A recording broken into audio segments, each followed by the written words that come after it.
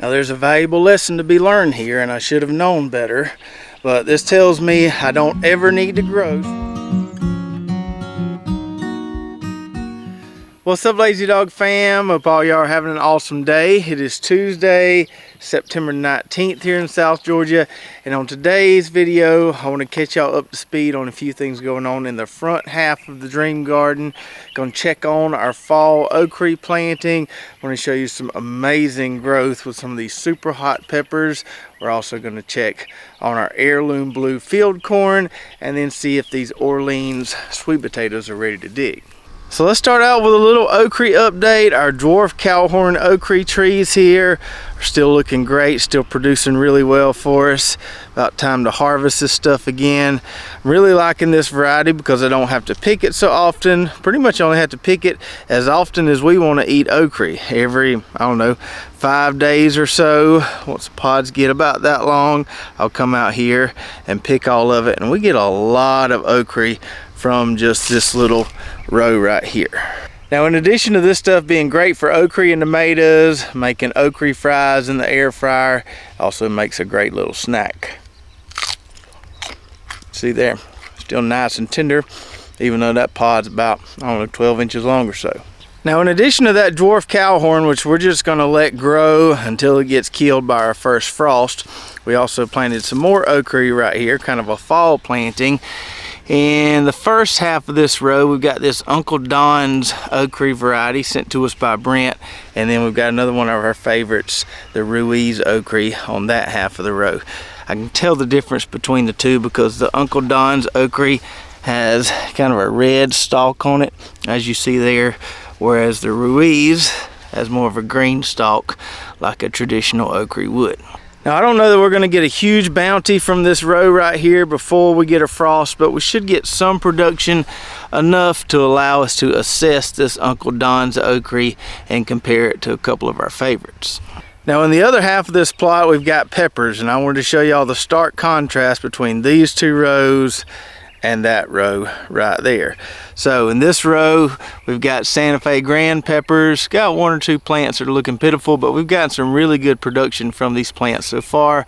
Over here, we've got some bells, serranos, and Italian hot peppers on the end. So the plants in these first two rows never got massive, but the production has been really, really solid. Nothing compared, though, to what we've been getting from these huge chocolate ghost pepper plants here. These things are absolutely massive, almost 5 foot tall. It's just like a huge hedgerow there. I have pruned these back once, and I probably need to prune them back again. We've also got outstanding growth from these chocolate habaneros right here.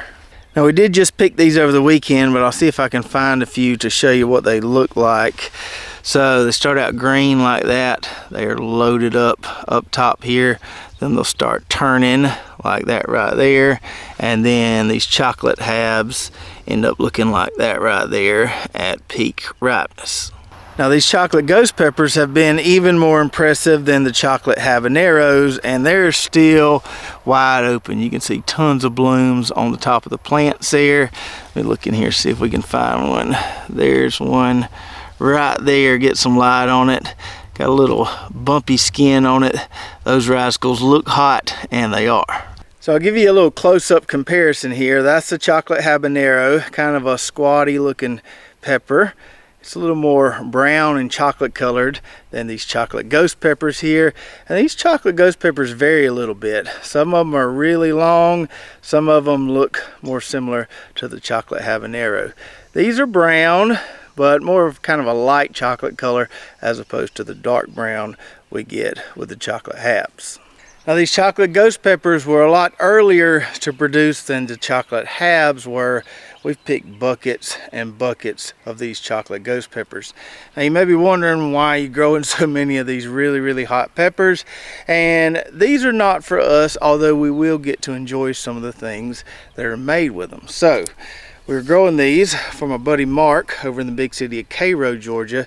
That makes all kind of delicious things with these hot peppers.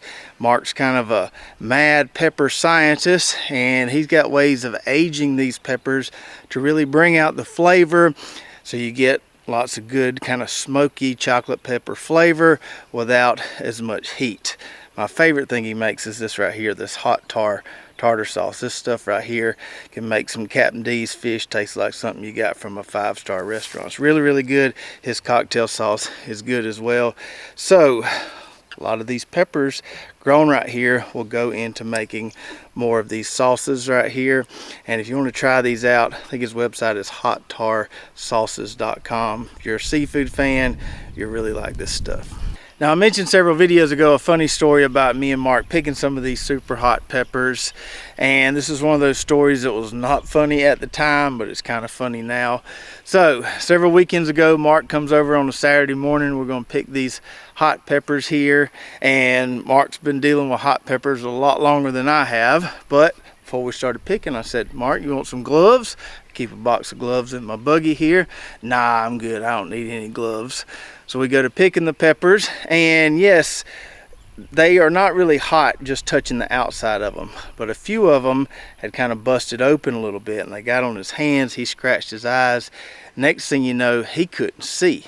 And I didn't realize how bad he couldn't see until I told him to walk over there to the water hose. And he's just kind of wandering around. I said, walk to my voice. And he said, I'm not going to trip on anything. I said, no, just keep walking. So he walks over there to where I am holding the water hose. I try to hand it to him, and I realized he couldn't see. So he just bends down, and I just spray in his face with the water hose. Did that for about a minute. I'm like, you good? No, just keep going. I sprayed his face with the water hose for about 5 minutes there, and I think his face finally cooled off. So lesson learned. The next time we picked him, he was more than happy to use a pair of my gloves. But anyways, back to my original point. I have no idea why these super hot peppers are so big and bushy and lush versus these, which are just kind of doing their normal thing. We haven't fed these any more than we have these over here. They've all gotten the same treatment. They're all in the same plot. So if you got any ideas, let me know. Now let's mosey on over to the next plot in line here and kind of talk about some unfortunate things we're seeing with our heirloom blue corn. So this McCormick's blue giant corn was looking really, really good until old sweet Idalia came along, blowed it over pretty well. It has mostly stood back up, as you can see here, but I think the problem was when it got blown over, we were just starting to get some pollen on the tassels there, and I think it being leaned over for a couple weeks there caused some less than optimal pollination. We also have had some issues with some worms in here, and those worms basically chewed the silks off of some of these ears, and they never got pollinated, just like that one right there. And with these corn stalks leaned over like they are, I can't really get in there and weed between the rows, so the pigweed has came back with a vengeance. Got pigweed all over the place in there. I hate to see that because I had really good control over it while this stuff was standing upright. Now over the last week or so, many times I have came out here in the afternoon and thought about just mowing this stuff down, just being done with it, just calling it a loss. We'll try again next year. But then I see a couple ears out there, and I'm like, well, I really would like to try some grits from this blue corn here, so maybe I'll leave it. I go back and forth all the time. Still haven't really decided what I'm gonna do, but let's go see if we can find an ear that looks halfway decent. So here's an ear where the worms have chewed off the silks at the top, but it looks like it got pollinated before that happened. Still in the milky phase here a little bit. Kernels are still a little white, starting to turn blue. They should get dark blue as they dry out. Looks like we've got some pretty big kernels there. So I don't know, maybe it's worth leaving. Now while I was looking around in that corn, I saw a bug that I have never seen before. A little green and yellow beetle. Tried to take a picture with my phone, but I couldn't get close enough in good focus. I'll throw that on the screen here. You can see it's kind of fuzzy. Then I'll put another picture up that I found online. So this is the banded cucumber beetle. Evidently, you see it a lot in Florida. Never seen it here. Supposedly it likes feeding on amaranthus, pigweed. Makes sense why we have it here, but it can also do damage to a lot of vegetables. So that is quite unusual. Hopefully it doesn't become a persistent problem.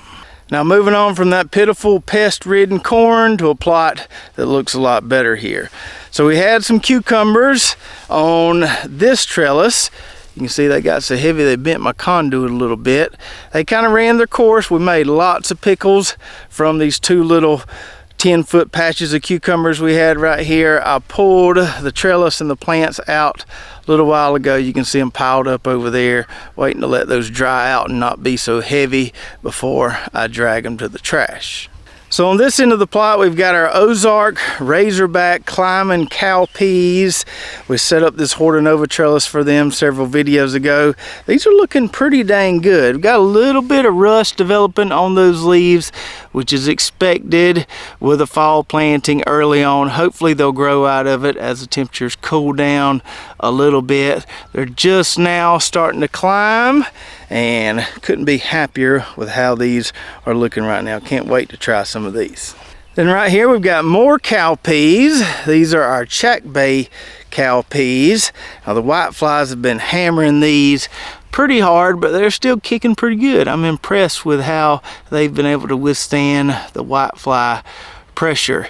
Been having to deal with sweet potato vines here on these. I've trimmed these back several times, trimmed them back one more time earlier today. Trying not to cut on my sweet potato vines too much, but I don't want them tangling with my peas there.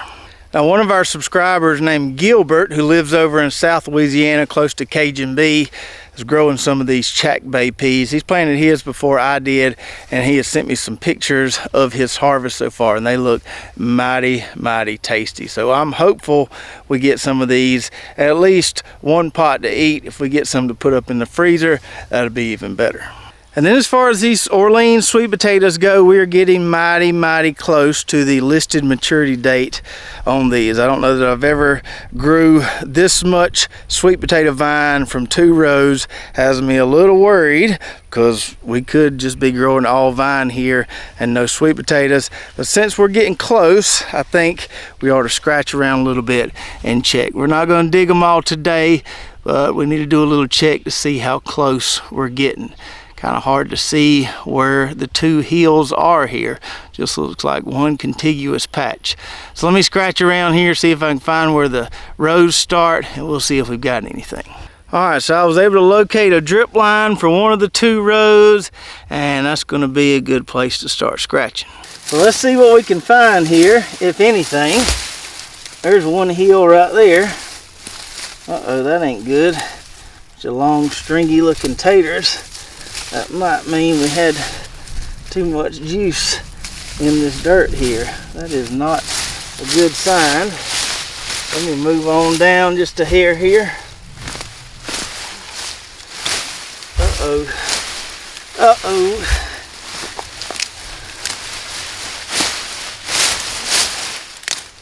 We might be in some serious trouble here, y'all. That's all I'm seeing right there. Long, stringy sweet taters. So we are headed for Skunk City, folks, and I'm not talking about just riding through. I'm talking about going and staying a couple nights. So this is what can happen when your soil is too fertile and you grow sweet taters in it. All those vines had me worried. The way those cucumbers grew had me worried, and I should have been worried because this is all we've got. I'm probably not gonna scratch around and dig those entire 2 rows. I may scratch around a little bit more, see if I can find 1 or 2. If not, I'm just gonna mow them down. No point in pulling a bunch of stuff up that looks like this. Now there's a valuable lesson to be learned here, and I should have known better. But this tells me I don't ever need to grow sweet taters in these no-till plots. They're just too fertile. I need to grow them in those 2 plots on the back half of the property that are sandy, that don't hold nutrients well. That's where I need to be growing them. Our best ever sweet potato harvest was our first year on this property. I don't know why I forgot about that, but it was. So the best sweet potato harvest we've ever had was on newly broken ground, not a whole lot of nutrients in it at all. So I realized this wasn't a very uplifting video today. I didn't plan it to be that way, but we find what we find. What happens, happens. We try to share the good and the bad, and hopefully you can learn from our experiences. That way you don't make the same mistakes we make. So let me know in the comments below if you've ever grown sweet potatoes that look like that. Also let me know why you think those real hot peppers look so much better than our other peppers. And also let me know if you've ever seen that banded cucumber beetle before. And as always, don't forget to check out our affiliate links and coupon codes in the description below, and go check out our website, lazydogfarm.com. And if you want to see what those Orleans sweet potatoes are supposed to look like, check out this video right here that shows our harvest from last year, where we did really, really good with that variety. So check that out, and we'll see you next time right here at Lazy Dog Farm.